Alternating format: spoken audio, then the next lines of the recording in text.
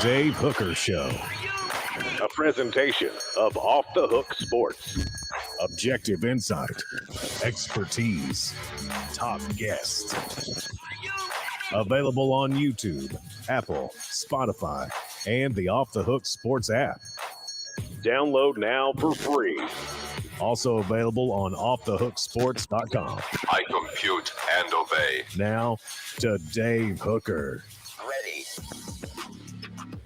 Here we go. All kinds of good things happening over the weekend for the Vols. We want to talk to you about that. Get on board now. We greatly appreciate that. Good morning to you, Travis, and the others that are on board. A lot to talk about with the orange and white game. Tennessee picks up a commitment as well.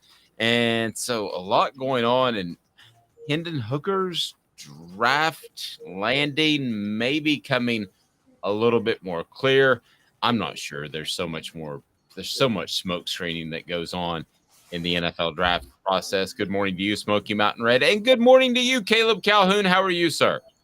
I'm doing good. How are you doing today, Dave? I'm well. I was out on the left coast last week, so thanks for filling in. Greatly appreciate that. And Tennessee hits it up in the orange and white game. I encourage you to go to offthehooksports.com. We have several articles, including Tennessee's newest commitment, that I want to get to as well. But first and foremost, let me get your initial thoughts on the orange and white game before we get to winners and losers, general takeaways, and it'll be brought to you by Craven Wings. But let me go ahead and start with today's tough question, and it's brought to you by Craven Wings. Craven Wings, they had their, I believe, second brunch over the weekend on Saturday. It's phenomenal. Always fresh, never frozen. Craven Wings has fantastic food. And I'm going to go with Jacob Warren. Go with the signature sauce, 87, just like him, and you're absolutely going to love it. Craven Wings, 3 locations, and you definitely need to check them out for fantastic food. More to tell you about Craven Wings coming up and some potential prop bets that are out there. So let's go ahead and get to that now. It's today's tough question.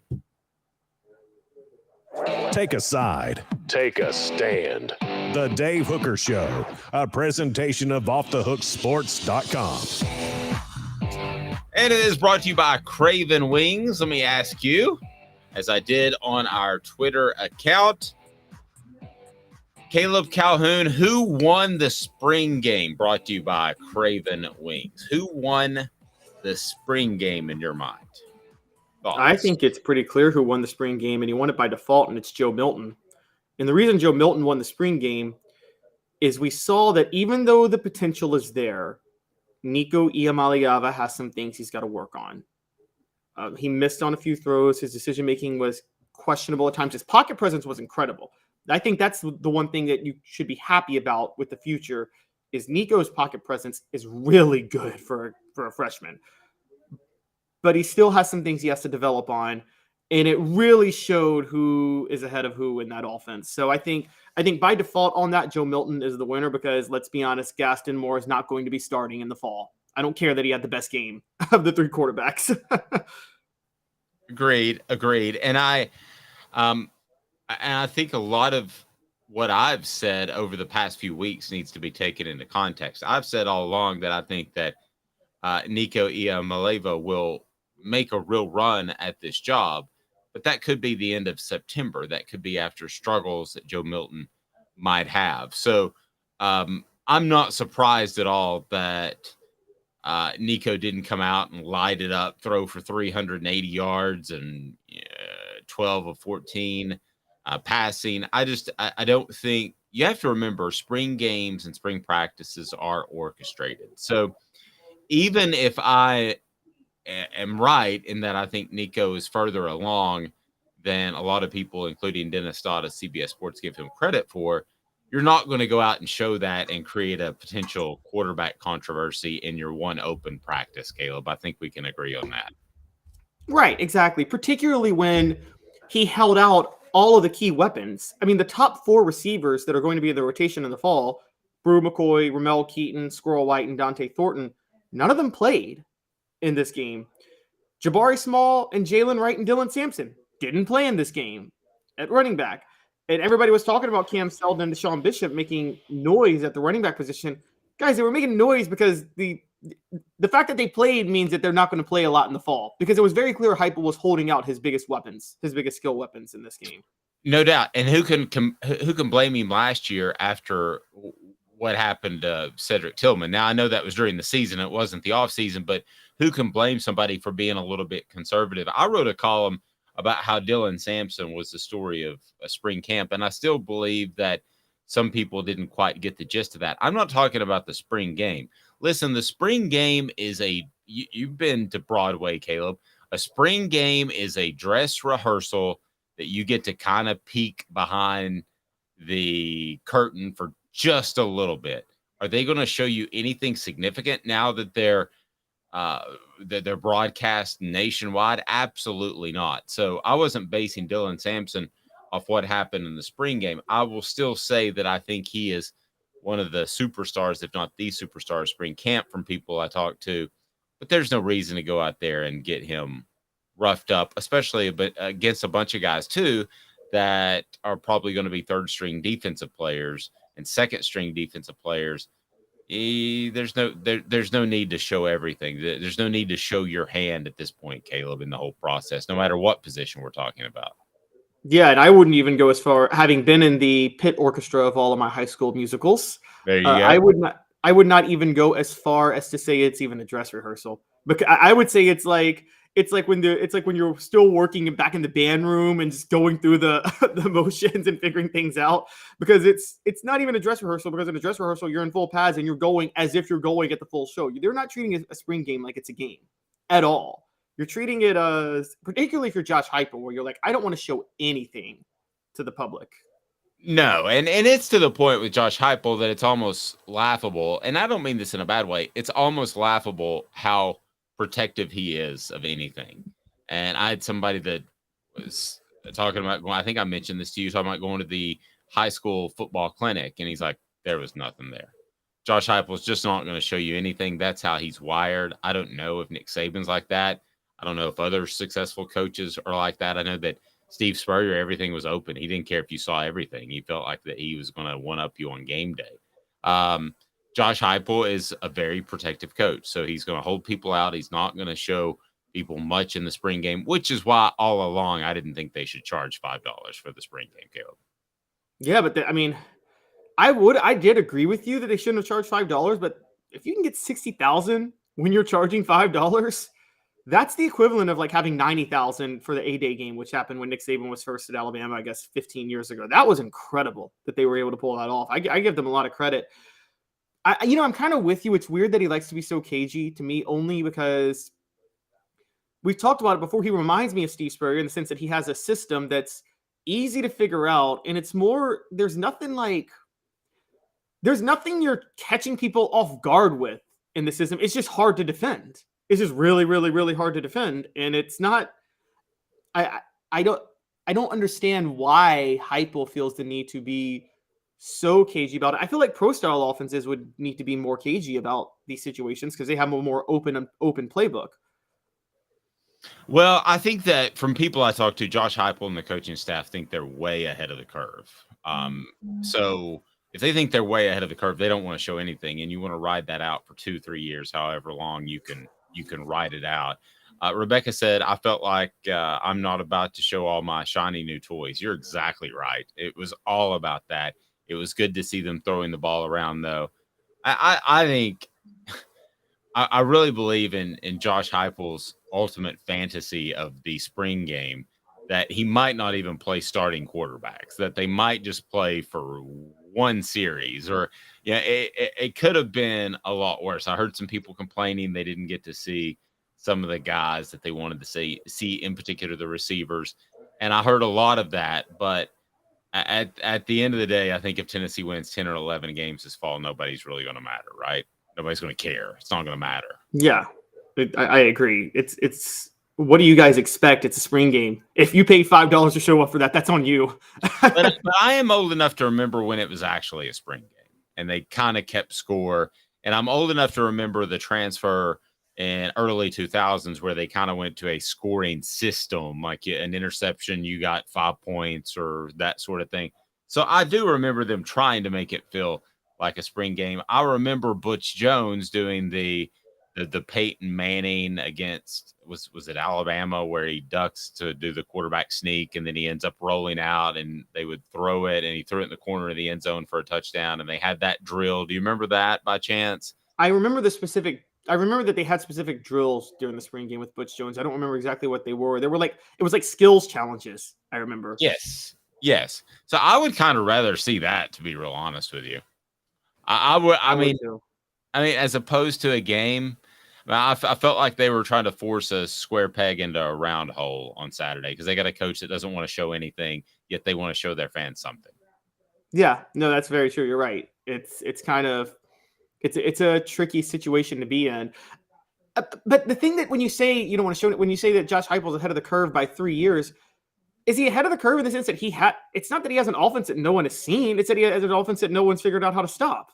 Right. I think he thinks that. And I think that also, and let me give you a little bit of an insight without giving stuff away for those that are on board. Please hit that thumbs up button, the like button. I think they're going to do some different things if it's Joe Milton, if that's the guy, which I think it will be. I think that's the odds-on choice to start this season, no question. So I think they'll do some different things. I think they'll do, from what I'm told, some more Dylan Sampson stuff out of the backfield. That'll be extended running plays to get them more explosiveness. I think that Joe Milton is better on the over the middle passes, the little passes underneath. I think that he is going to do really well there, but does that take away your deep play ability? Well, you have to manufacture those points somehow. So I think one of the ways that Tennessee's going to be able to do that is going to be Dylan Sampson out of the backfield. Dylan Sampson perhaps playing even a 4 wide receiver role at times. I think that you're going to see Tennessee play more 4 wide than they have previously, which excludes a tight end like Princeton Fan or Jacob Warren. But I think they really like their wide receivers and what they have. The other thing is you could play Jacob Warren the exact same amount of snaps, and the rotation in which he would come out with Princeton Fant Caleb could be a 4 wide receiver set. So instead of rotating them equal series throughout, maybe one series is a 4 wide receiver set. The other series is Jacob Warren, who I think warrants playing time. I think there's all kinds of interesting things. I think you're going to see this offense go in a bit of a different direction a little bit. I mean, you'd have to be an aficionado to see that, but I think you're going to see it tweaked a little bit in what is essentially full year number 2. So what you're saying is that Josh Heupel's system is not a simplistic system. It actually is adaptable, and the playbook is pretty open, I guess would be the word. I think it is adaptable. I mean, I think that they can do some of that. I think it's adaptable. I don't think they're going to up and run pro style Bill Walsh, San Francisco 49ers in the 1980s.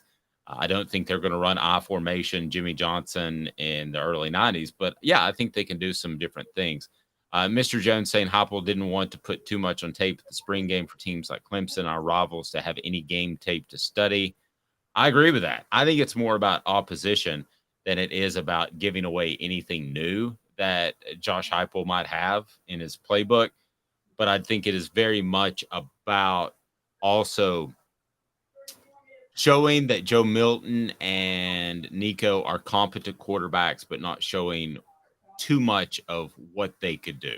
And like I said, I think Milton has a different skill set, Caleb, than Hendon Hooker. And I think they'll do things a little bit different with Joe Milton. But why would you show that to everybody in April? No, you're right. That's a good point. That's a very fair point. And we need to be clear on this. This is what makes Josh Heupel as a head coach who has a, I guess, cutting edge offensive system different from so many other coaches who stick to the same system. Rest in peace, Mike Leach. Great, founder of the air raid offense. But you and I both know Mike Leach had the same exact offense and stuck with it for 25 years. There was really nothing different about it at all. That's the big difference is between a Mike Leach and a Josh Heupel. And again, rest his soul. I don't mean this bad. Same thing with Hal Mumme, who Leach coached under at Kentucky. Mumme was not going to come out and do something vastly different than what he did with Tim Couch. It was going to be the same thing. And ultimately you see that his coaching trajectory kind of went up and then kind of went flat. And the reason is because he wasn't willing to do anything different. Portions of the program brought to you by AndyMasonRealEstate.com. AndyMasonRealEstate.com will save you thousands, if not tens of thousands. Man, AndyMasonRealEstate.com, 40 years of experience in the real estate field. They are phenomenal. AndyMasonRealEstate.com, best service, best prices in the biz. You cannot beat that. It was awesome. AndyMasonRealEstate.com. Again, AndyMasonRealEstate.com in the Knoxville area, your realtor. Hit that like button, the thumbs up button, because we greatly appreciate that as we bring more people into the program. And a lot going on as we will get to a Tennessee recap of recruiting.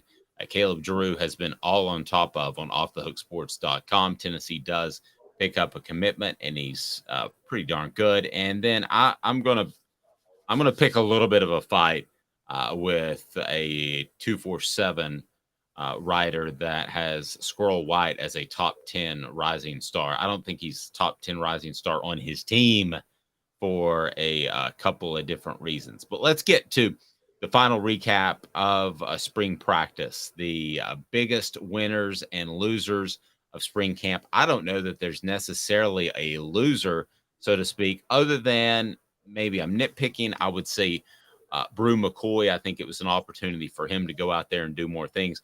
We're suddenly talking about a receiver, Caleb, that was considered a malcontent because he transferred 1, 2, 3 times, and has come into this season and has been limited in spring camp. He was limited in preseason camp last year because you didn't know if the NCAA was going to allow him to be eligible.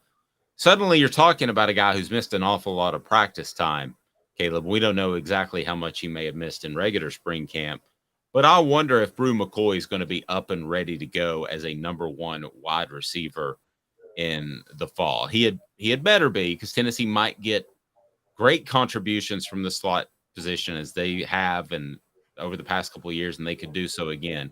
But they need a guy that's at the very least a Ramel Keaton level last year that can keep people honest and not double down on the slot.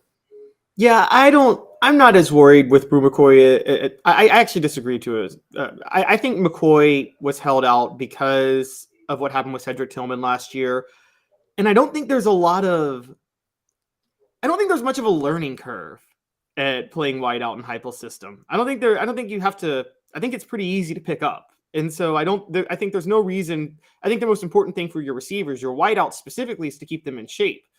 I think in the slot, you may have worked some guys this year because you didn't know who was going to be your slot guy, but you know that McCoy and Ramel Keaton are going to be your wideouts. I do think a wide receiver was the loser of this spring camp, but I don't think it was McCoy. I think it was Dante Thornton. And I think it was Dante Thornton because I think Squirrel White did not let go of that number 1 slot spot. And so I think that, look, I'm eating crow on that. I was so high on Dante Thornton coming to Tennessee. And I don't think, and what I had heard is that it wasn't so much of what he didn't do. It's that Squirrel White really never let go of the spot, that he was that good. So if there was a loser to me, it would be Dante Thornton. I think another loser, and these are based on who the winners were from spring camp, I would say Jalen Wright was a loser from spring practice, only because of what Dylan Sampson did. Why wouldn't you say Jabari Small instead of Jalen Wright? Because the Jalen Wright is the all-purpose back, and Dylan Sampson is an all-purpose back. They're not the 20, 25-yard they're not the 20 to 25 carries per game back. They're not the guy you go to when it's 3rd and 1 and you need a yard and everybody knows you're going to run the ball. Jabari Small is that guy. And Jabari Small is still going to be the feature back for Tennessee because he can be the workhorse back. So I think Dylan Sampson takes more carries away from Jalen Wright, not Jabari Small. I tend to agree. Do you want to hear something that sounds crazy? I'm ready. Okay. How big's Dylan Sampson? Why don't you look him up real quick? And it would pull up Tennessee's roster. And how big Jabari Small and Jalen Wright? Because they're not huge dudes by any stretch of the imagination. But when we look at Dylan Sampson, we think much, much smaller. So when you have those heights and weights pulled up, let me get to that. And we're going to get to why Mr. Jones says Squirrel is already a star going into the season, in my opinion. I agree. That's why I was going to nitpick on this guy's column here in a second, and we'll get to Tennessee's recruiting prowess as they pick up a commitment over the weekend. But no, I agree. I think Squirrel is almost bona fide to this point, and but so I wouldn't have him on that list. The guy I would have on the list would be Dylan Sampson, who's listed as how big? Dylan Sampson is 5'11", 190. Jabari Small is 5'11", 213. Jalen Wright is 5'11", 205. Okay. Do me a favor. I'm going to go way back in time. The Florida State running back, and he later went on Ward. What's his name? Ward. What was his first name? Well, I'm thinking I know Charlie Ward, the quarterback. I don't know the running back. No, the running back who went on to play for the Bucks along with Allstott. Warwick Dunn. Warwick Dunn. Okay. How big was Warwick Dunn? Warwick Dunn was 5'9". I'm trying to look at his size. Wow. 5'9", 187? I thought Warwick Dunn was bigger than that. Okay. So I'm just going to throw something out there that was said to me. All right. And this is insight that you don't get anywhere else, Tennessee fans. But this is something that was said to me. What if because Joe Milton is better at going over the middle, that it opens up some stuff on the flats, which really was very rarely open because Tennessee would attack that safety, and then the slot receiver would make you pay if you overplayed on the outside receiver. What if because of Joe Milton, they're throwing the ball over the middle a lot and the flats open up a little bit, and Dylan Sampson is not only your changeup back, this is just a what if, hasn't been decided. What if he's more of your go-to back because he can catch the ball out of the backfield? He can beat you horizontally, which is important to this offense, more so than when you had Hendon Hooker at quarterback. What if he's your main go-to guy? Is that outside the realm of possibility because of his size and skill set? Then we're definitely getting an Alvin Kamara situation with Dylan Sampson. And because Josh Dobbs didn't have the deepest ball, they couldn't go deep with him that often. And he went over the middle a lot more. And because of that, the flats were wide open with Kamara. And now Butch Jones, for some reason, decided, I think we could use Jalen Hurd in the flat more. But when Alvin Kamara was the better back in the flats. But yes, you're getting it out. You will get an Alvin Kamara then this year. You'll have that type of season. Tennessee with this group, and Joe Milton in particular, even if it's not Nico one day, but with this group, they're going to be fine getting the ball downfield. Do we agree on that? I mean, yeah, they're going to hit 1 of 5, right? And if you hit 1 of 3, then you're the number 1 offense in the nation, like last year. So if you hit 1 and 5, you're going to keep them honest. I'm not saying they're just going to completely forget the deep ball at all. I just wondered if this offense might be a little bit closer to the line of scrimmage and might throw more things within, let's say, a 20-yard intermediate throw as opposed to downfield. I'm talking about little tweaks at the end of the year, Caleb. I'm not talking about major overhauls, so we're on the same page. Here's what's going to happen with this offense. And this is what we've noticed in the Clemson game. And I think a lot of people are forgetting this about the Clemson game. It wasn't the same type of offense, not just from the over-the-middle perspective. It wasn't the same type of efficient offense you had with Hendon Hooker. There were lots of drives where Tennessee didn't do anything in that Clemson game. Remember, you're going to see it's going to be weird to watch because there's going to be a lot of drives where Tennessee doesn't score at all or doesn't do anything, and then there will be a few where they do what they need to do, and then you remember those few because it scores enough to win. But because here's the thing, Joe Milton, like you said, is going to miss on deep balls. Those are going to be drive killers, and he's going to miss on a lot more of those deep balls than Hendon Hooker did. And Hendon Hooker didn't hit on all of them. And so I will say this. It's funny. You brought up Anthony. You've brought up in the past, Anthony Richardson is that's the biggest thing for Joe Milton this year is Anthony Richardson's draft stock would help Milton. I think you're going to see Milton's draft stock will be much more of a product of Heupel's offense than it is him. And that's going to be the difference between him and Hooker. I think Hooker did things alone that actually helps his draft stock. I think Joe Milton, the offense itself will allow for him to score on just enough during the year where his draft stock will stay high. But I'm going to be honest, Tennessee's offense is going to be a lot less efficient this year per drive. Fair, but they might be able to run the ball every bit as well. And Darnell Wright's a big loss, but I think that this team is going to continue to develop in the running game. So efficient's kind of a funny word. I would lean more towards the thinking of that Tennessee's not going to be as explosive, and that's going to limit their efficiency underneath, because I think you're going to see safeties walk up a little bit more than they used to. Now, it's up to Joe Milton and Josh Heupel to burn those guys off the line, and then things open up underneath as they did last year. But at the end of the day, I maybe think higher of Dylan Sampson than some that are out there in the community. And I can tell you that a lot of people in Tennessee's football team think very, very highly of Dylan Sampson. So is this some sort of situation in which he could be the every down back? That's saying an awful lot. But could he be more than just the scat back type of guy? Yes, I think so. Go ahead and click on that thumbs up button. The like button helps us bring the program to more people. Just some insight from what I'm hearing. We've got a lot going on today. If you haven't subscribed yet, you have to do that, because we have How About Jacob Warren and Cooper Mays coming up today on our YouTube channel. So there you go. Weigh in. You can do it on the message board as well. It's today's tough question, brought to you by Craven Wings, and it's pretty simple. We can go all over the place. Who is the MVP of the orange and white game? We'll get to that and more. Tennessee with a big commitment. 2 minutes. Back with you with Caleb Calhoun. I'm Dave Hooker, off the hooksports.com. And Craving Wings South North Shore location, where we've heard people say that you can get the best wings in East Tennessee. Pero ¿quién es este? El número 87, Jacob Warren. I'll just do 6 for my sauce 87, please. Imposible, señorita. Dale 6 más. Look at these wings. Perfectas, deliciosas, fantásticas. Man, I don't know what you're saying, but it sounds awesome. How do you say fresh, never frozen in Spanish? Frescas, nunca congeladas. Make your way to Craving Wings and get you 6 más. But what was funny about Cadis, we were a full continuum of care at that time. We had detox, we had inpatient, we had outpatient. So we were doing a lot of the things that we do now. But now we just do them so much better.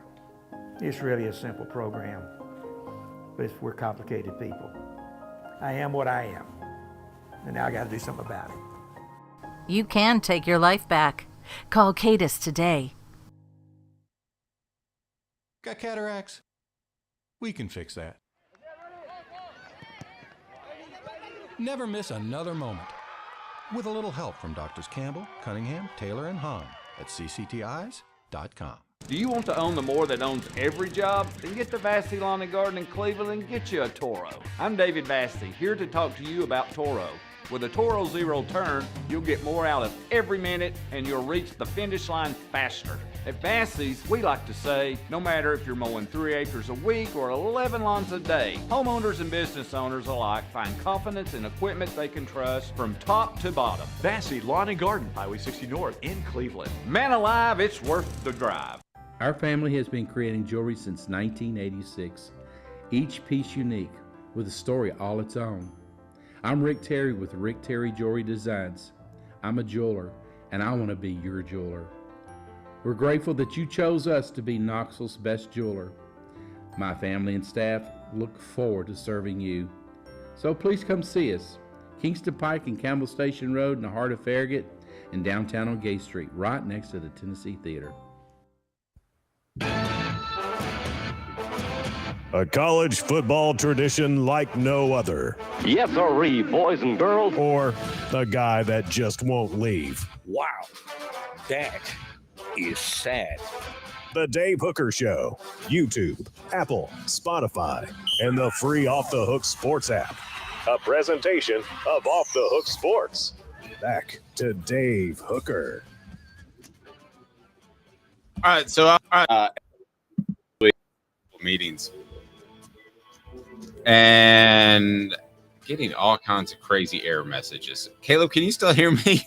Yeah, no, you came in and out for a second, but you're better now. Okay, all right. That was scary. See, you even say LA. And so I was in LA for a couple of business meetings last week. And I just want to say this to you and everybody that's listening. Just don't change. Do not change. I love Tennessee. I love East Tennessee. Do not change. That's it. That's all. It's not a knock on Cali. I love Cali, but just don't change. That's all I'm saying. That means you too, Caleb. Even though you're not in East Tennessee at this very moment, I consider you an East Tennessean, or at least a Tennessean since you grew up in Memphis. But just don't change. You're not allowed to change. Not a knock against Cali people. When you say don't change, you mean just don't change your personality? Yes. Okay. Well, why would I change my personality? My personality. I don't know. Your personality's golden. I don't even know what I'm thinking or why I went in that direction. But also the way you drive. Don't change the way you drive. And I've never even driven with you, but I bet better than I won't change the way I drive it. I'm just going to say it. The best thing about having spent enough time in the north now, even though still technically south of the Mason-Dixon line, but north of Washington, D.C., Southerners are terrible drivers. Y'all drive too slow now. Every time I'm back home, what are you saying? Slow. No, the problem is with LA is that they go ahead. No, you go. No, you go. No, you go. And then we're all sitting there like a bunch of idiots. Oh yeah, LA is awful drivers too. By the way, I thought John. It is road rage galore, and I love it. Where in DC? In the DC area is road rage galore. It's get the F out of my way. I got to get where I'm going. Yeah. At least they let you over in LA, which is nice. John said, Hooker, we don't need no stinking Hooker. Caleb did an outstanding job. I agree with that. I thought you were talking about quarterbacks at first. That kind of hurts my feelings. Okay, so let's go ahead and dive into this right now before I remind you that the official craft beer of offthehooksports.com is Zul Beer, XULbeer.com, worldwide award-winning craft beer. They've got parking downtown. It's awesome in downtown Knoxville. You will love Zul Beer, XULbeer.com. They've got some fantastic merch as well. So check them out. Will Backus of 247 gets absolutely blasted and the light shined on him today. And what the H? What the? What was he thinking? Release the hounds. The Dave Hooker Show. Keep cool. A presentation of offthehooksports.com. Top rising stars. By the way, let's jump into this too.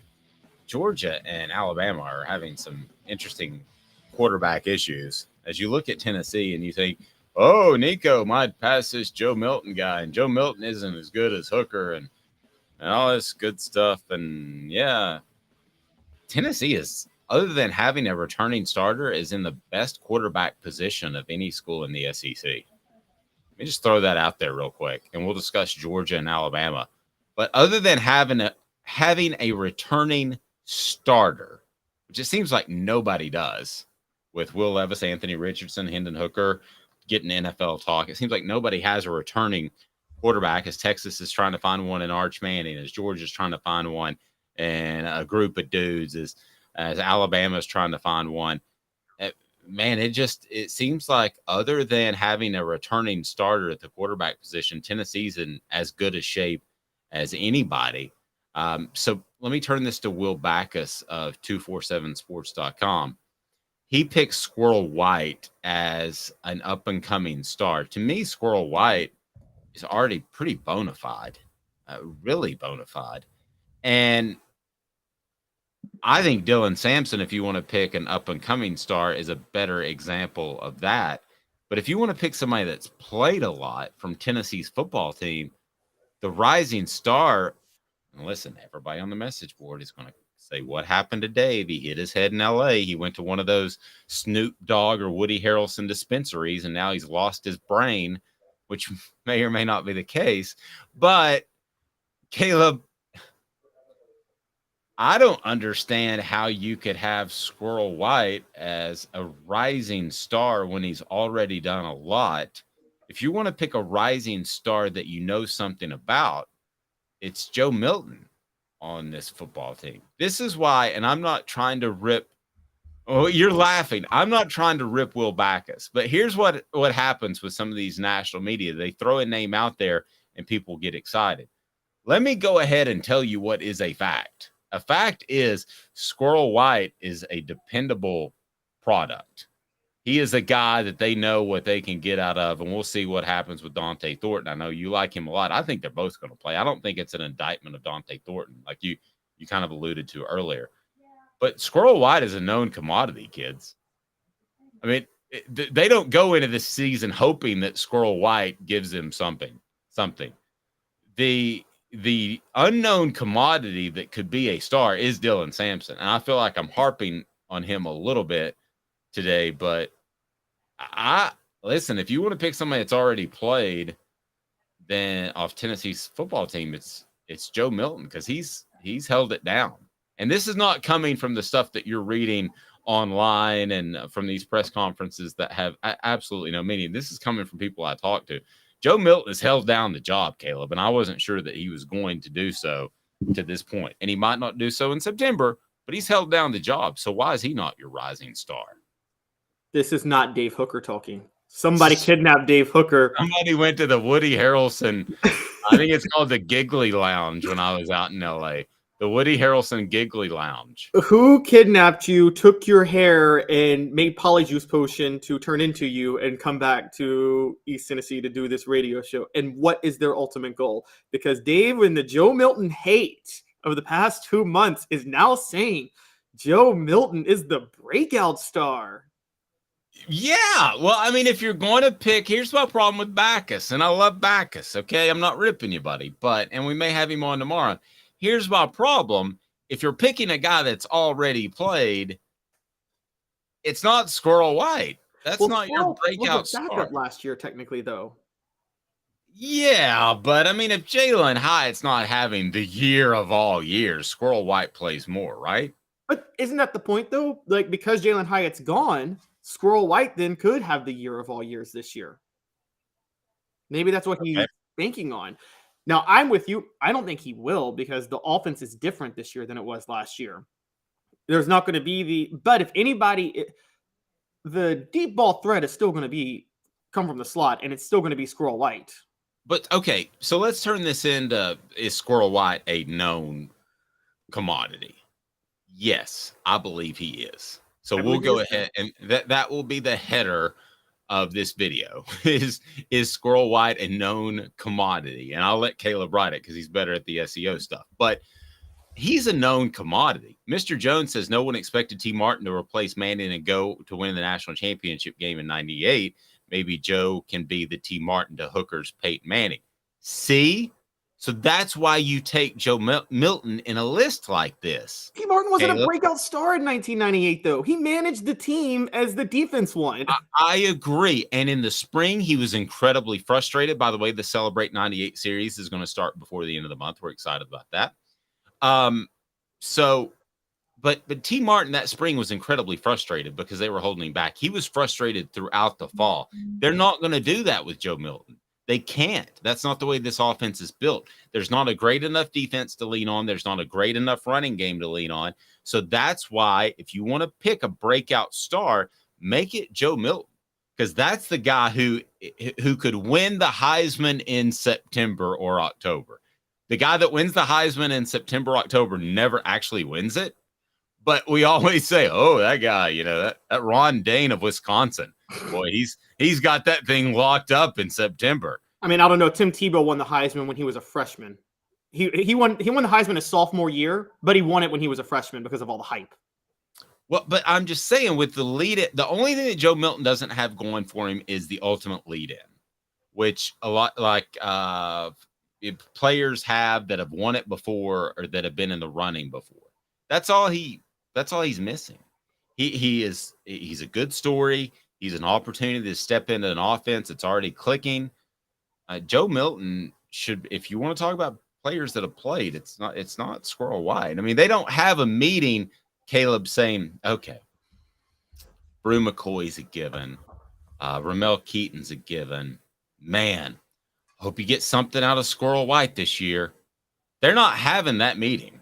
But it's not about known commodities. It's just about who takes the giant leap forward. Like, again, Squirrel White last year, you're not talking about him when you have Jalen Hyatt, Cedric Tillman, Brew McCoy, Ramel Keaton. You're talking about all four of those receivers before you're talking about Squirrel White. This year, you might be talking about Squirrel White over any of the other guys. It's highly possible. I also am just still, my mind's blown because Dave Hooker last week, Joe Milton loses the starting job at the end of September. Dave Hooker this week, Joe Milton's a Heisman candidate in October. Yeah, it's those Snoop Dogg chips is what it was when I went out to LA. They've got the Snoop Dogg chips. They brag about no CBD, just THC. But they sell those. They're $2 more for the same bag of chips just because they have Snoop Dogg smiling on it. That guy's made one heck of an interesting career out of himself. But see, I don't think he's a top rising star even among his own team. Squirrel White. I think he is a star on his own team. Yeah, but the team may know something. Okay, here's a if we're gonna, since we're bringing up 98, here was a breakout star of 1998. The breakout star of 1998 above anybody else was Travis Henry. Because Jamal Lewis, I'm sorry? Because he had to be, yes. Yes, he had to be. Jamal Lewis was going to be the heart and soul of the offense, goes down for the year. Travis Henry comes in. But Fred could probably talk about this when we have him back on. I feel like the team knew Travis Henry was a great running back. They just thought Jamal Lewis was better. Yes, I think they knew Jamal Lewis was better. Now, I don't think that we knew that Travis Henry was as close to Jamal Lewis as he was, did we? I don't. I think we all were shocked that he could do that. He did what he did when he came. Yeah, at the time I saw Jamal Lewis, and I was like, that guy runs angry. He's a special, different type of player. This is a phenom, and he turned out to be. You know, he ran for 2,000 yards in the NFL. Okay, if you were going to pick a top rising star on this football team, you can't say the name Dylan Sampson, Squirrel White, or Joe Milton. Who are you picking? Dylan top 10 rising star on this football team. And I kind of did. I kind of did a little spin on you there because I've got one that I think's really good, but I kind of played a little mind game with you there. I'm going to see if you follow it. So you can't pick those three. You can't pick Dylan, Joe, and you can't pick Squirrel White. So how about the message board? Who wants to weigh in right now? Travis is still blown away that I'm on the Joe Milton bandwagon. I am. Dave needs a vacation to clear the fog. That's right. And no, I didn't go to eat the Snoop Dogg chips. But Travis says Nico is crying somewhere right now. He's not. All right. So you pick somebody that, and yes, I said Milton and Heisman in the same sense. He'll be in the Heisman conversation if he has the type of spring that keeps Nico on the bench. He had the type of spring that kept Nico on the bench. Well, I mean, the top of fall, excuse me. Mr. says Nathan Leacock may be a sneaky pick for rising star under the radar. That's the type of guy that I'm talking to. We know this team better than the National Riders. No offense to this 247 guy. We know this team better than they do. So I'm going to give you mine.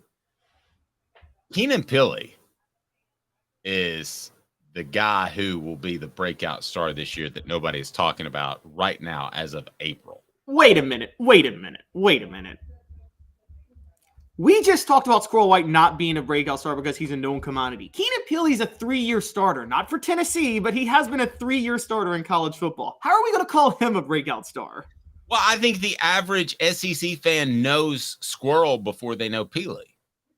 So that's why, to me, he's a breakout star. Now, if we're having this show for our BYU fans, our fans out in Utah, then certainly Keenan Pili is a known commodity, but we're not. We're having that show in the South. So I believe that he will be the guy that at the end of October, no offense to David Pollock, but people like David Pollock are saying, well, man, we weren't talking about this Keenan Pili guy much a couple of months ago, but I think he is going to be a really good player.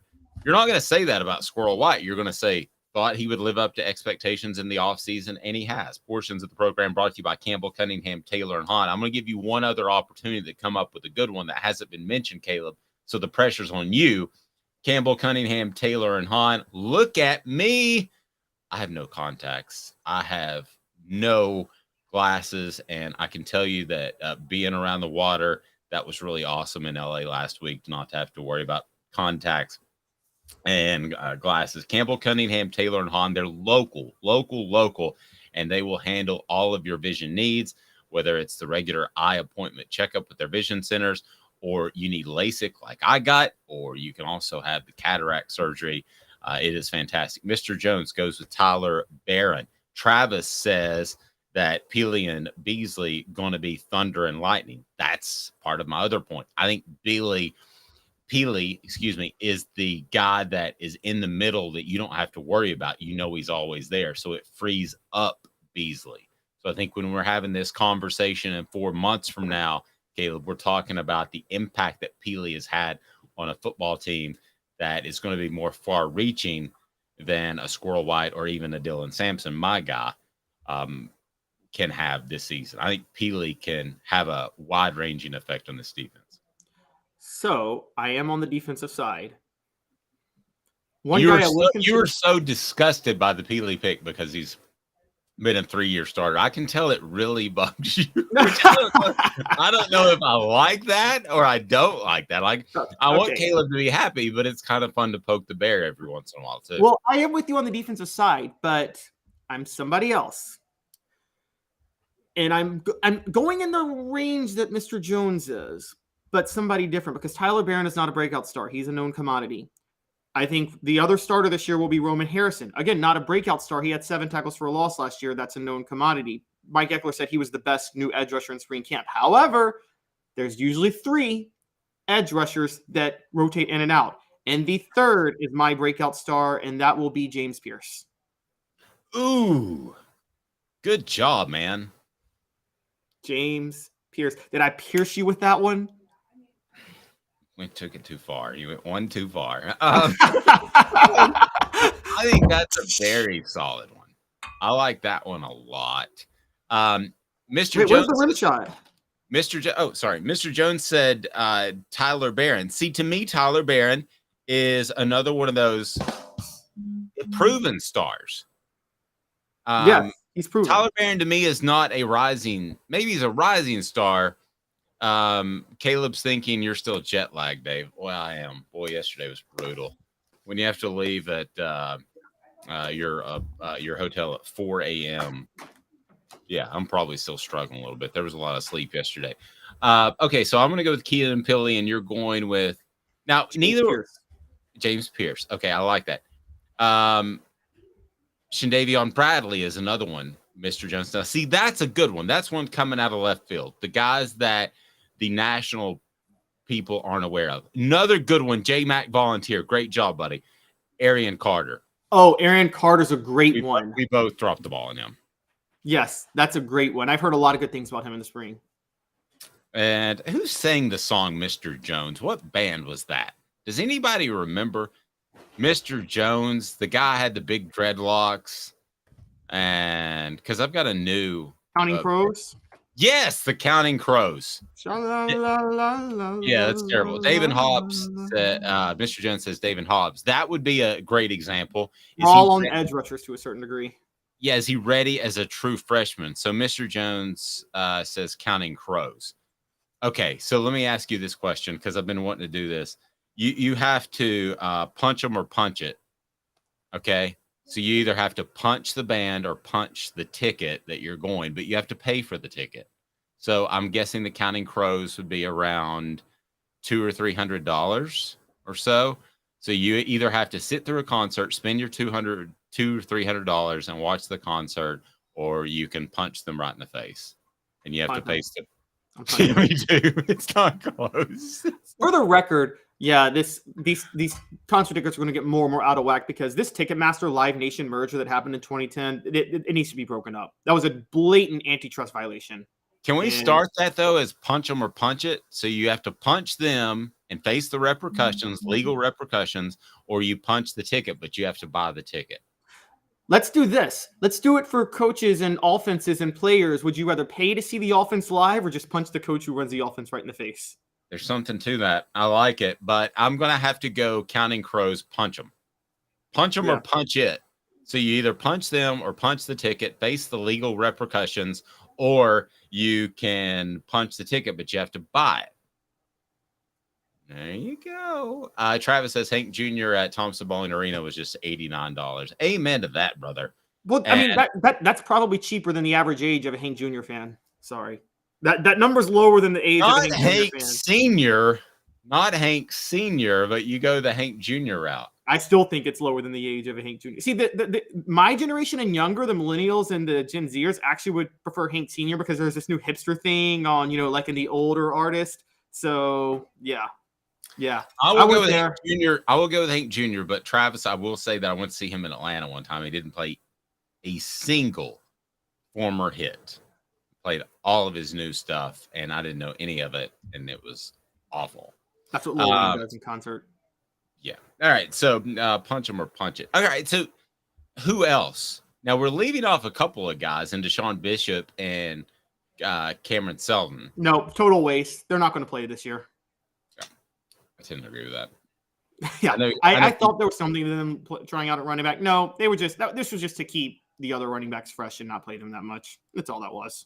Which that's not unusual in spring camp. That happens an awful lot. So again, let's get your thoughts on the rising star. As Will Backus has Squirrel White a top 10 rising star. So what the H? Because to me, he is already a bona fide producer. Does he turn into a star? Perhaps. All right. So you had the list. I'm having trouble having the list come up with the other guys that are in the rising stars for players to watch. Now, a couple of things I wanted to point out as we look around the SEC. Should Georgia fans be worried?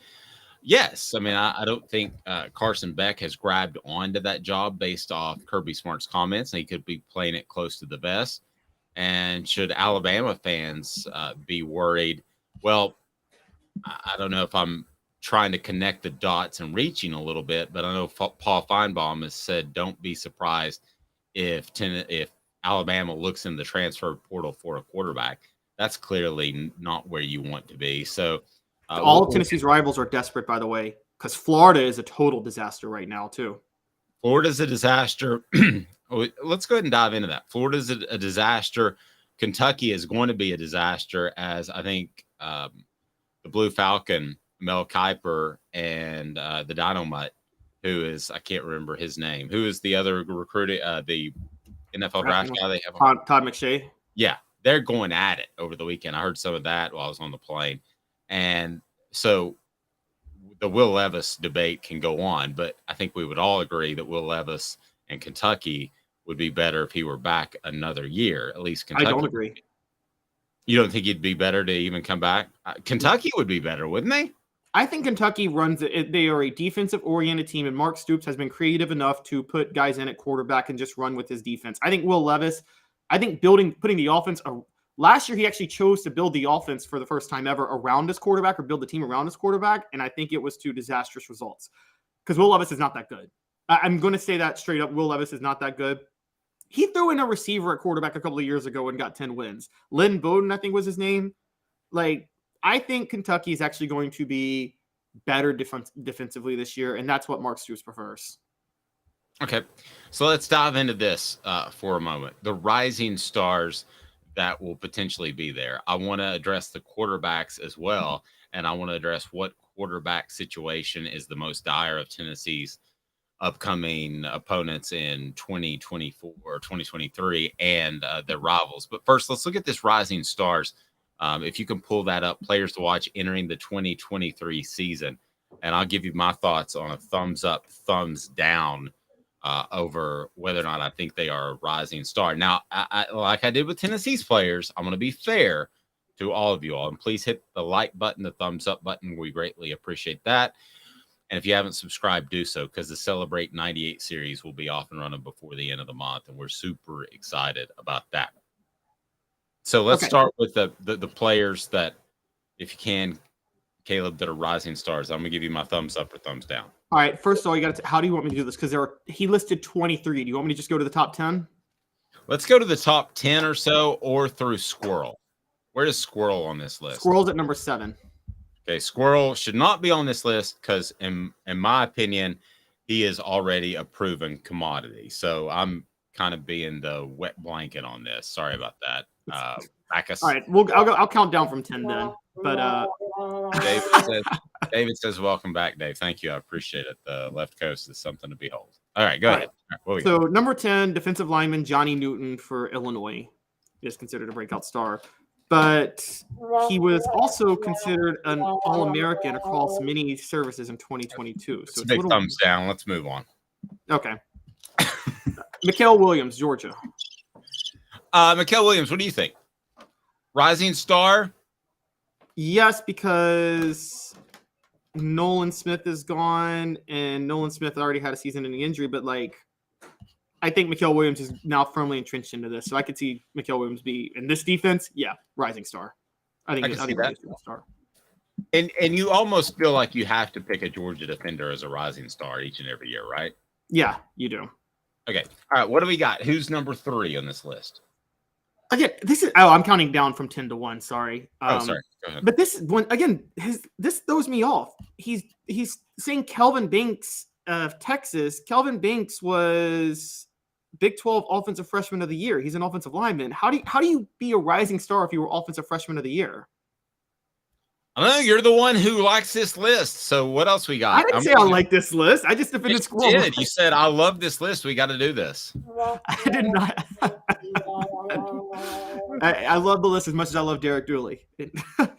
Nice. All right. Who else we got on the list besides? All right. So Squirrel White was at 7. Number 6 is Peter Woods at Clemson.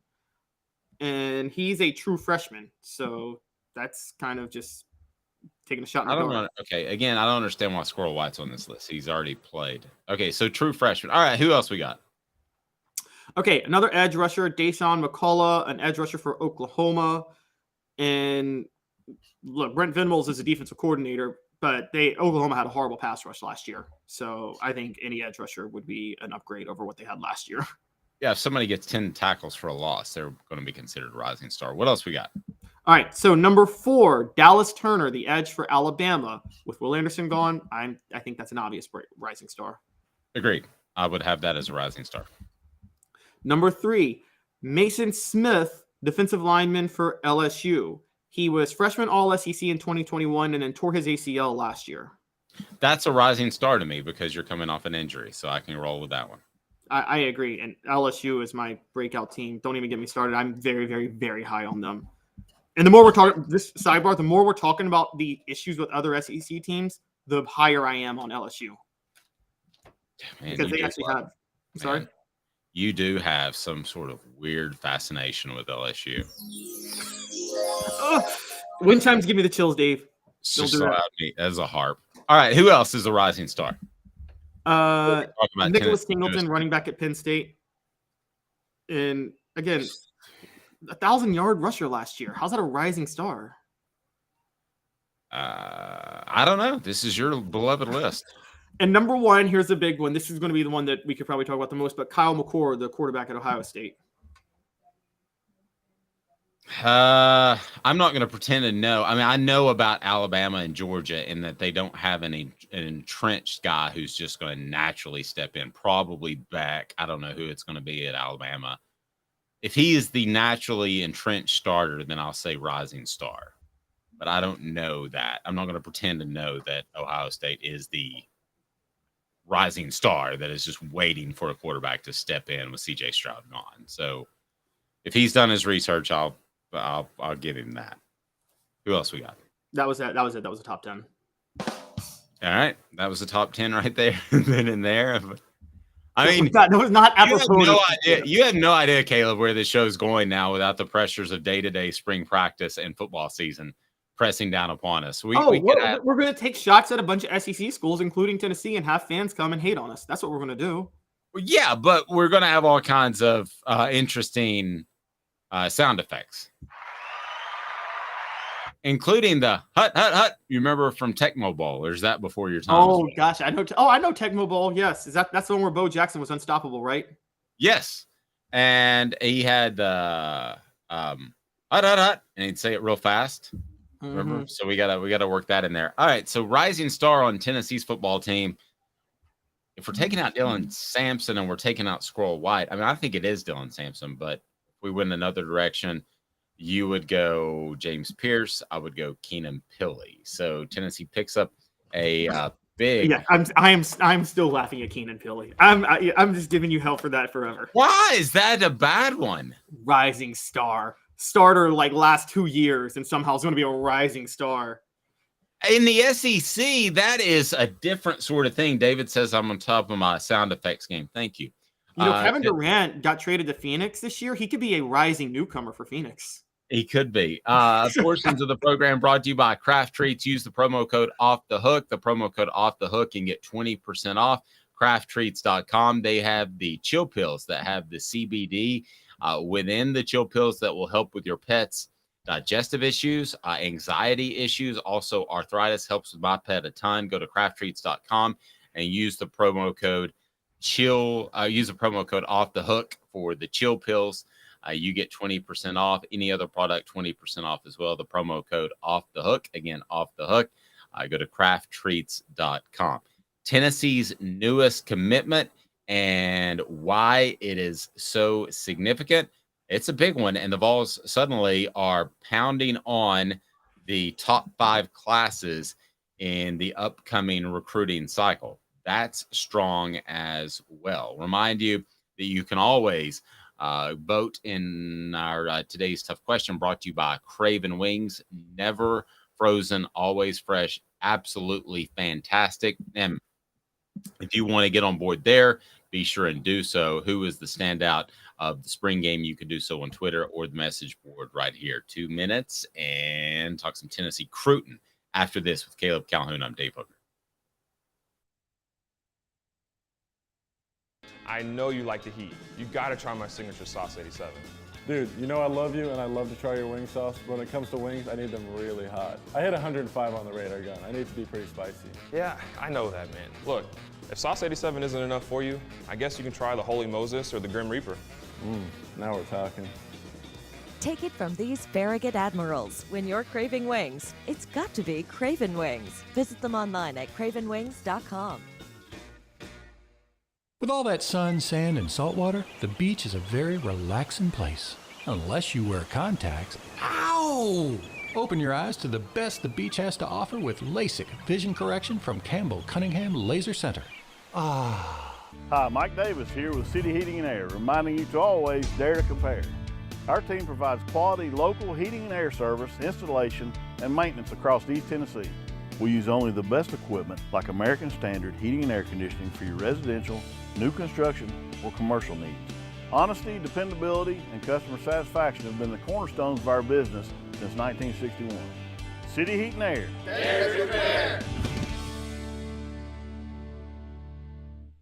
Before Cadis, I was really heavy into the drug culture. I was selling drugs. I was just constantly in pain. I was missing like a good support system in my life. Cadis has given me everything that I need in order to successfully have a wonderful recovery, in order to have a life that I didn't even know was possible before. And it's not just about me anymore, and I love that. I absolutely love it. You can take your life back. Call Cadis today.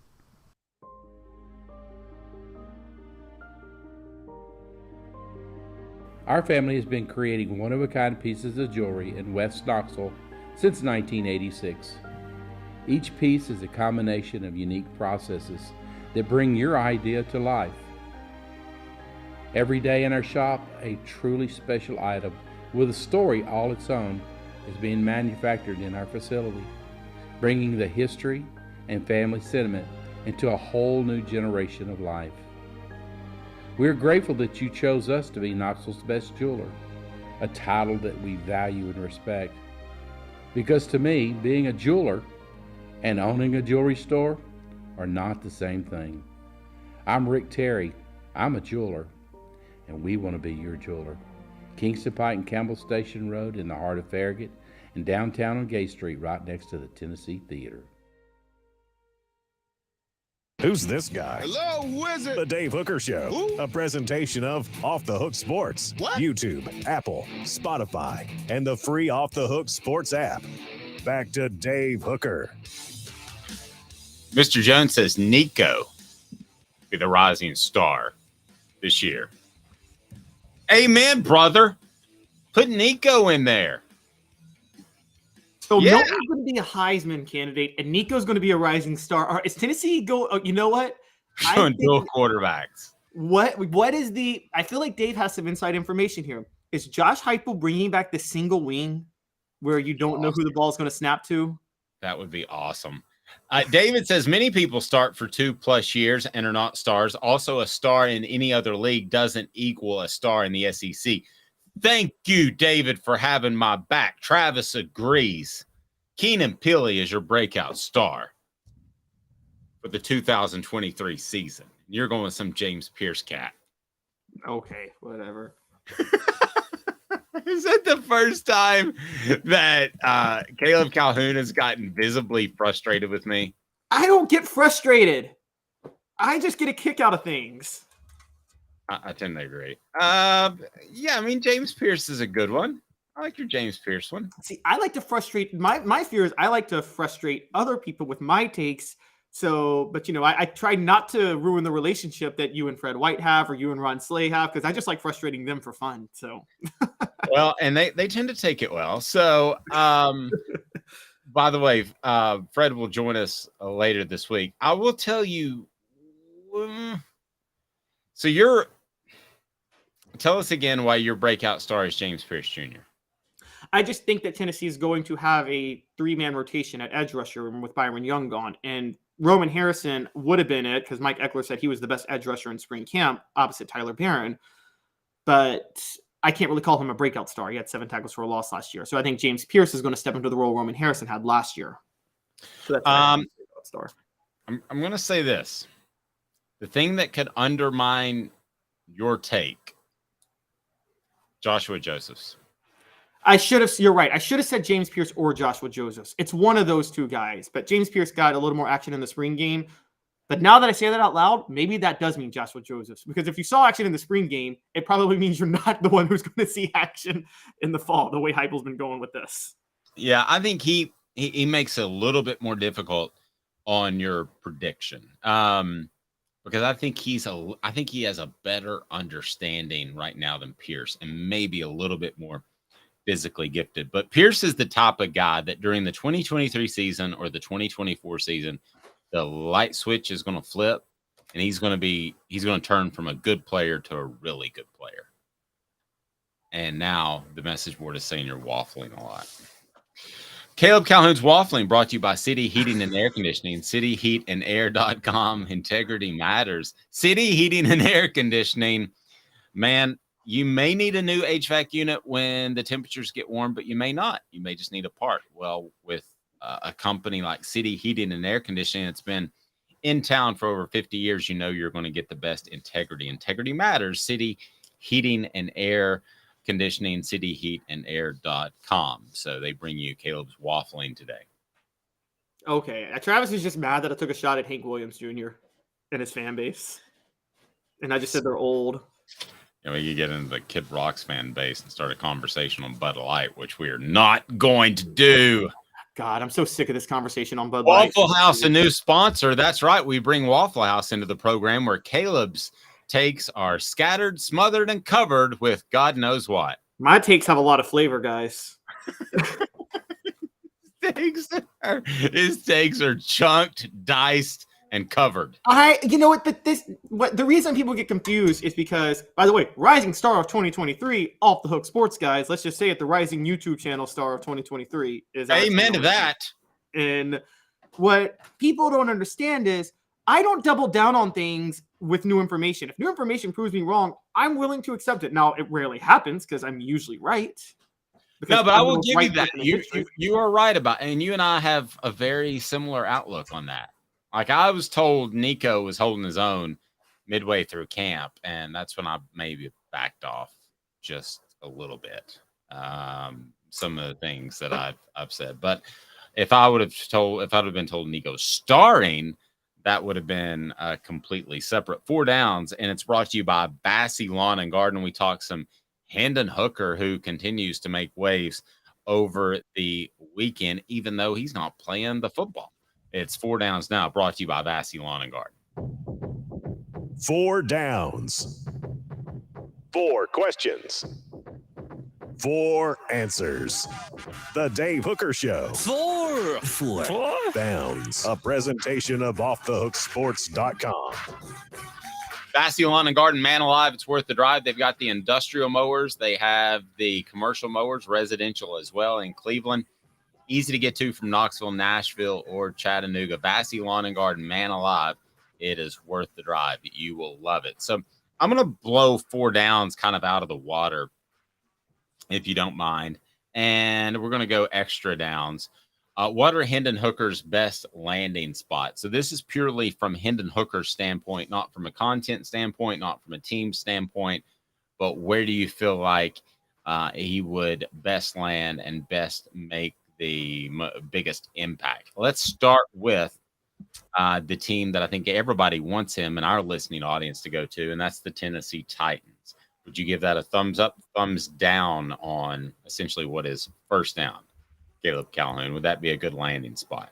I am a Titans fan, but they are undergoing a massive transition now, and I don't know what the future holds, so I'm going to thumbs down that. If this were 2 years ago, I would. If they were sticking with the same philosophy they had 2 years ago, I'd say thumbs up. But it's hard for me to figure out what they're trying to do long term, so I'm thumbs downing it now. I would have to go thumbs down as well. The Houston Texans. Thumbs down. One of the most incompetent organizations in the history of professional sports. I go thumbs down as well. Indianapolis Colts. I'm going to go thumbs down because they just haven't stuck with any sort of stability the last 3 years. So I can't thumbs up them. I agree. And I'm going to go thumbs down too, because you take out a guy named Peyton Manning, and what has their history been like? Andrew Luck should have been a Hall of Famer. They sent him on suicide. Well, they put him on suicide watch, though, as Stephen A. Smith would say, because they couldn't get him. They could not put an offensive line around him, forced him into early retirement.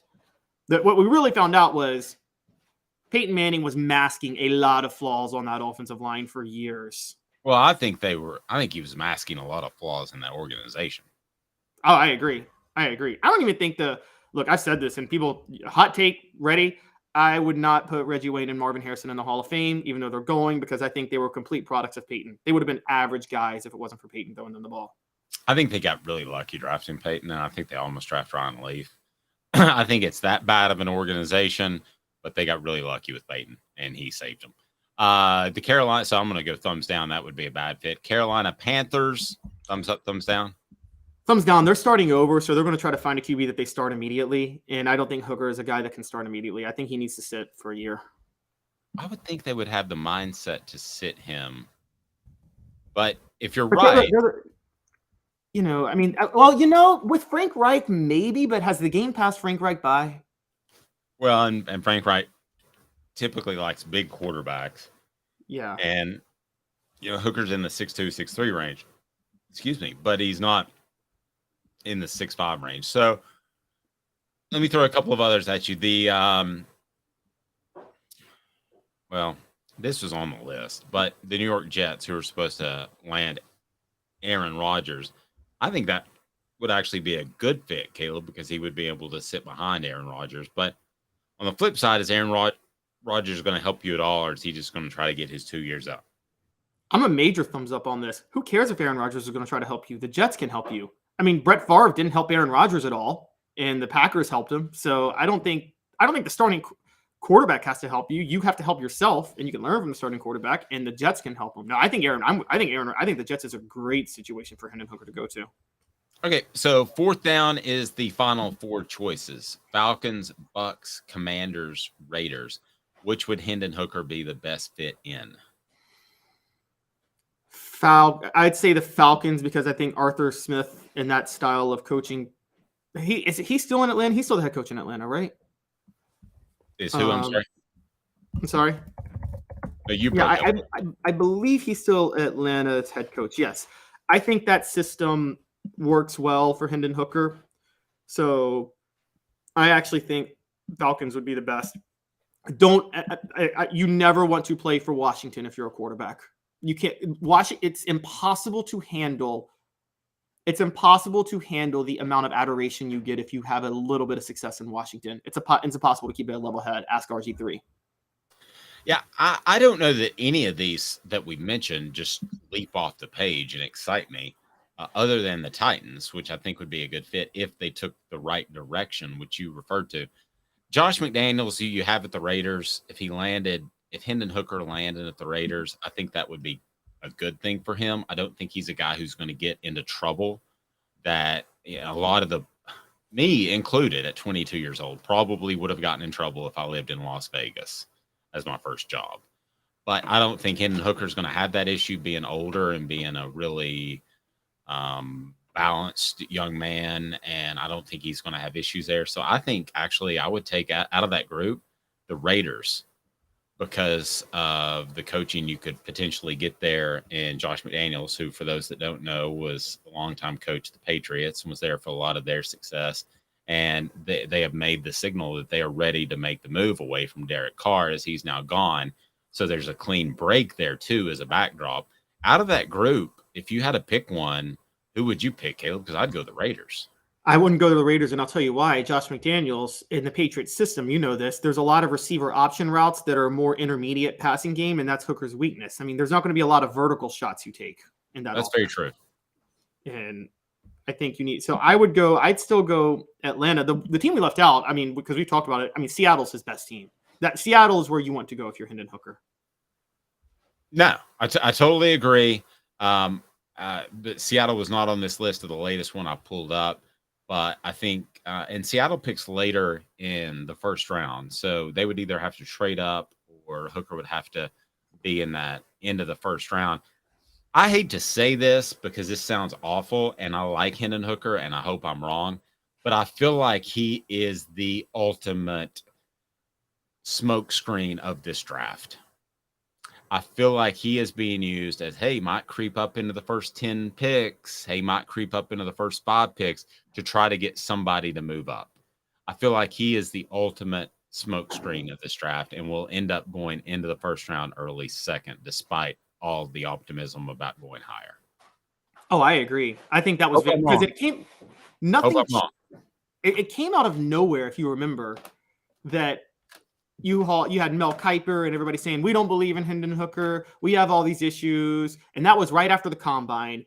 And then like a week later, with nothing else to show, with no new material whatsoever, all of a sudden Hendon Hooker's draft stock is rising through the roof. That doesn't make sense. The timing is way off. And I think that you're right. Teams are trying to overvalue his stock, hoping someone bites. But look, I'm just going to be honest. Right now, Hendon Hooker is he's tied for my second choice behind Bryce Young, and I'm not so sure I wouldn't take him above CJ Stroud if you're asking me quarterbacks for the NFL. It's easily above Will Levis and Anthony Richardson. Those will be 2 giant busts in the NFL. I agree.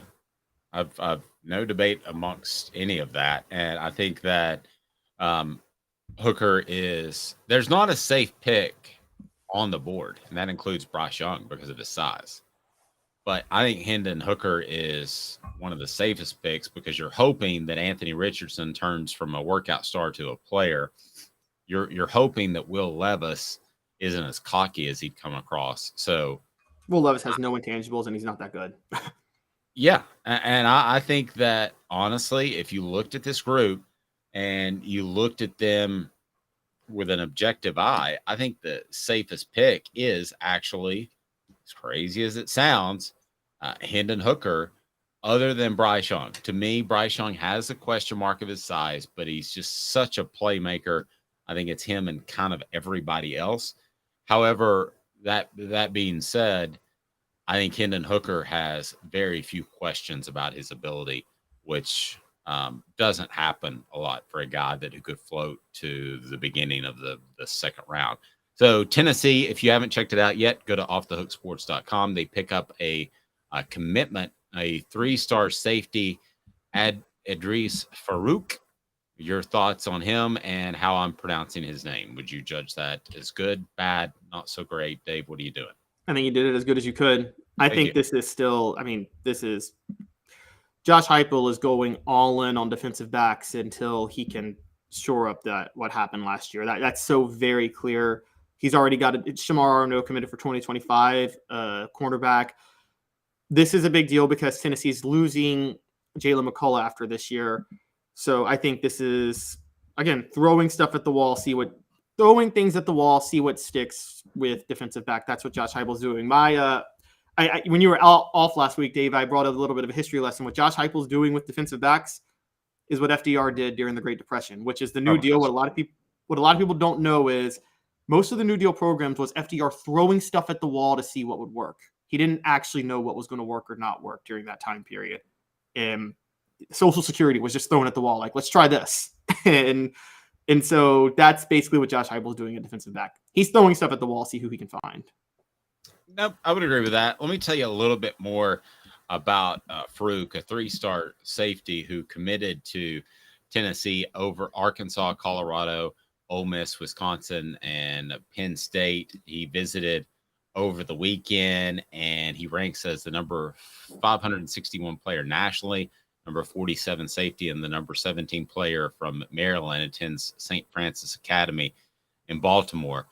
What does that tell you about Tennessee recruiting? It tells me that Tennessee is still willing to be in reach mode, try to get a guy early who other schools haven't identified, and then hold on to him. But the simple fact is, nowadays, with players getting paid in the transfer portal, you don't necessarily have to hold on to him. Let's say, this guy is 6 foot tall, 180 pounds, and he shows up to his first game in the fall, and he's 6 foot tall, 165 pounds, and he hasn't hit the weight room. Nowadays, you can just cut bait with him, and it doesn't hurt your recruiting reputation at all. No, that's true. That's a very good point. And I want to call some people, like Tennessee right now is number 7 in recruiting. Don't get too excited about that. We don't know how it's going to end up in 2024. I still think they're going to have a great class, but you've talked about how the recruiting calendar's moved up, Dave. The truth of the matter is, though, still, even though the calendar's moved up, the elite players, they ain't commit until June at least. The bulk of the elite players aren't going to commit till June. So Alabama has, over the past 5-6 years, has had moments where they're not even in the top 25 in April, and then they're number 1 in June. So, So right now, Tennessee would be 7th overall, which would be it'd be 3rd in the SEC behind Georgia, who's number 1, LSU, who's number 2. So rounding out that top 10, Ohio State in at number 3, Ohio State in at number 2, Michigan number 3, LSU, as I mentioned, number 4, Notre Dame at number 5, Florida State number 6, Tennessee now number 7 with 9 commits, Penn State at number 8, Florida number 9, and Oregon at number 10. The one that deserves a shout out that I get accused of ripping a lot, kudos to South Carolina, who's in at the 11th position and has 6 4-star commitments. So major kudos to them. To be knocking up against the top 10 is pretty significant. I think ultimately South Carolina, though, will be judged in how they compete this season. Their prospects are getting on board early, but what happens if they have shortcomings on their coaching staff, which I believe they do, then do some of these guys bolt in October? We'll see. This is solely based on 2 4-stars they got because they beat Tennessee last year, Cam Pringle and Mazeo Bennett. And you're right. Those 2 could easily transfer midway through this upcoming year. And which, by the way, I want to bring this up. Speaking of transfers, Dave, I wanted to know your thoughts because we'll probably have transfer portal news over the next 2 weeks. I say don't read anything into this portal window. Players transferring into this portal window are players who are transferring because they weren't good enough to win a starting job in spring practice where they were at. Agree, but let me ask you this question. What if Tennessee takes a quarterback in this transfer portal? It's funny. Josh Ward and I talked about that last week, and you could see them taking like a veteran quarterback to have another option in case Joe Milton gets hurt. And I don't think that's a problem, but what I'm saying is don't expect any transfer they pick up in this window to be a starter. Yeah, I don't think that when you look in this window, if Tennessee takes a quarterback that you're upset or concerned about Joe Milton, but it would be curious to me if they took one. At the very least, wouldn't you want 3 scholarship quarterbacks headed into the season? Is Gaston Moore or Navy Schuler your answer if something were to happen to? Oh, you absolutely need 3 scholarship quarterbacks. I mean, to be fair, though, throughout most of Fulmer's tenure, he only operated with 2 scholarship quarterbacks, didn't he? Yeah, the goal was always to have 3. but he rarely did because somebody's going to transfer even before the transfer portal rules were so loose. This has always been my thought on if you're a championship contender. Listen, if you're Butch Jones and this is the mid 2000s and you want to win 9 games, then you better make darn sure that you have 3 scholarship quarterbacks, right? Because what happens if you lose 2? Then you at least want to make a run for that 8-9 wins. But if you're Tennessee and you're thinking championship level, Caleb, if they were to lose for whatever reason, Joe Milton and Nico, they're not winning the championship. Yeah, that's the end of that conversation. I agree. It's look, right now they may not win one if Nico starts this year. He's still got a lot of work to do. So if they lose Joe, they're not winning a championship. And I'm still pretty high on they're just not winning a championship this year, guys. But I will say, and we'll talk about this later in the week, the SEC East is more in play than we thought. Yes, and we're going to talk about it tomorrow because Georgia's quarterback situation is not exactly coming into focus as I thought it would. So we'll see about that. But also Alabama's quarterback focus now may be on a transfer. And if so, what does that mean for Nick Saban's dynasty? Paul Feinbaum alluded to that earlier today, that they could be looking for a quarterback in the transfer portal, which I don't think is good news. Click that like button. The thumbs up button helps us. We'll be with you tomorrow at 10 o'clock Eastern each and every weekday. And we got some Jacob Warren and Cooper Mays coming up. So a lot on the program. If you haven't subscribed yet, you have to do that. Subscribe right now. He's Caleb Calhoun. I'm Dave Hooker. We'll talk to you tomorrow. Big things happening, including the Celebrate 98 series, which is just days away. For Caleb, I'm Dave, offthehooksports.com for the latest